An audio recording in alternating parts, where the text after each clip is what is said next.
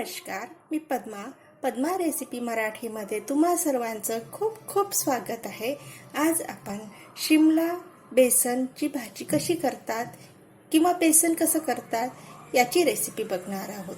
तर त्यासाठी आपल्याला काय साहित्य लागतं, चला तर मग बघायला। इथे मी शिमला घेतलेली आहे, त्याला स्वच्छ धुवून आणि त्याला कापलेला छान, आणि या साईजचं मी कापून घेतलेलं आहे। शिमला मिरची आहे आपली, त्याला ढोबळी मिरची पण म्हणतात। तसेच त्याच्यासोबत आपण बेसन सुद्धा घेतलेलं आहे, ते मी 4 चम्मच घेतले छोटे। कांदा घेतलेला एक, इथे 4 मिरच्या कापून घेतलेल्या आहेत आणि टोमॅटो। आणि याच्या व्यतिरिक्त आपल्याला रोजच्या वापरणीतलं साहित्य लागणार आहे। तर डायरेक्ट आपण रेसिपी बघूया। आता इथे मी गॅसवरती कढई ठेवलेली आहे, त्यामध्ये मी 2 मोठे चम्मच तेल टाकलेलं आहे। 2 मोठे चम्मच तेल यासाठी लागणार आहे कारण की आपण त्याला बेसन लावणार आहोत, त्याच्यामुळे थोडं तेल जास्त लागतं। तर आता सर्वप्रथम तेल गरम झालेलं आहे। आता आपण त्यामध्ये मोहरी टाकून घेऊया, अर्धा टेबलस्पून। मोहरी तडतडली की खूप छान सेंट येतो त्या भाजीला, आणि कधी पण मोहरी तडतडलीच पाहिजे आणि त्यानंतरच पुढली प्रोसिजर करायला पाहिजे।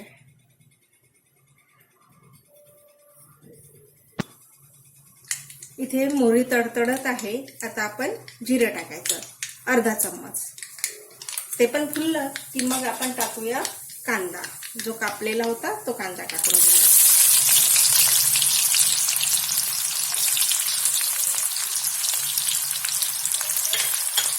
आणि या कांद्याला छान परतून घ्यायचं।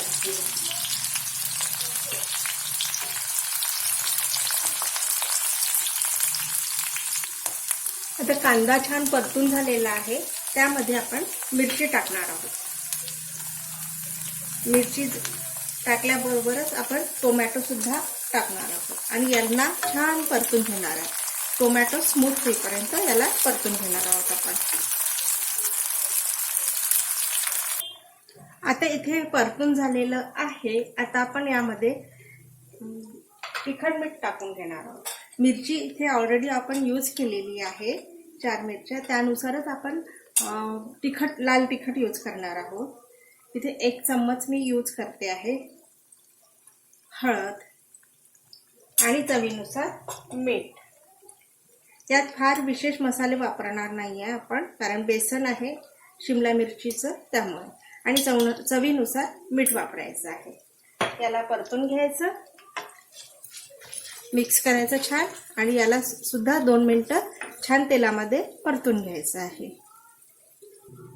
आता हे छान परतून झालेलं आहे। यामध्ये आपण शिमला मिरची जी कापलेली होती ती टाकून घेणार आहोत आणि त्याला मिक्स करणार आहोत आपण।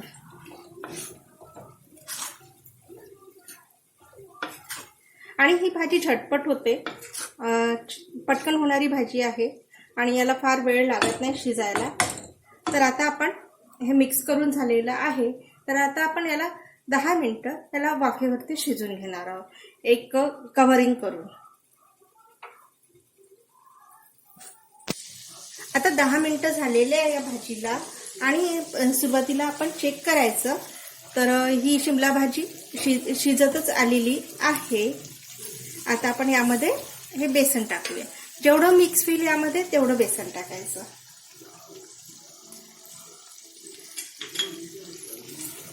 आणि मिक्स करायचं।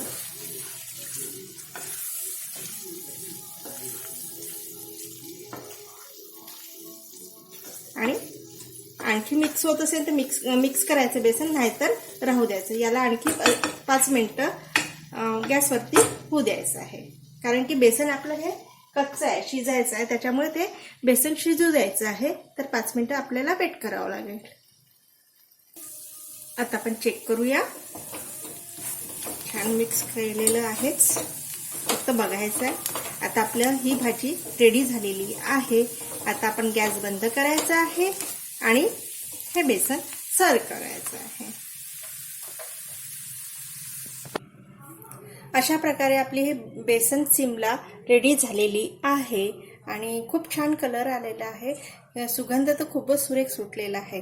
आता आपल्याला याच्यावरती थोडी कोथिंबीर टाकायची आहे आणि झटपट होणारी या टिफिनसाठी तर अतिशय योग्य आहे.